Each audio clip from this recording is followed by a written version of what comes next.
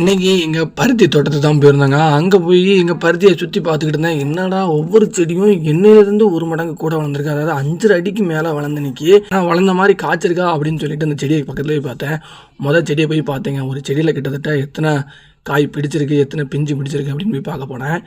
கிட்டத்தட்ட ஒரு செடியில் 5-7 காய்கிட்ட பிடிச்சிருந்தது. பிஞ்சு எத்தனை பிஞ்சு பிடிச்சிருக்கீங்கன்னா அதே மாதிரி ஒரு 5 பிஞ்சு பிடிச்சிருந்துச்சி. மொத்தம் 12 காய் ஆச்சுன்னு வச்சுக்கோங்களேன். ஆனால் புதுசாக பூத்துரும் தெரியுமா அடுத்த ஷிஃப்ட்டுக்கு. அது ஃபுல்லாகவே உதிர்ந்துட்டுங்க. என்ன காரணம் தெரில. இவ்வளோ பெரிய செடி வளர்ந்துருக்கனால காற்று அடிச்சிருக்கா, உளுந்துருக்காதா, இல்லை சரியான நோய் தக்கது வந்துட்டா அப்படின்னு தெரில. இதே மாதிரி எல்லா செடிகளும் பிடிச்சிருக்கான்னு அப்படின்ட்டு போய் பார்க்கலான்ட்டு உள்ளே போனால் 10 செடியில் ஒரு செடி தான் அப்படி காய் பிடிச்சிருக்கு. ஆனால் அடுத்த செடி பார்த்தீங்கன்னா நெடுவமாக வளர்ந்துருக்கு, நடுசில் நிற்கிது. ஆனால் வெறும் 3 காய் மட்டும்தாங்க பிடிச்சிருக்கு.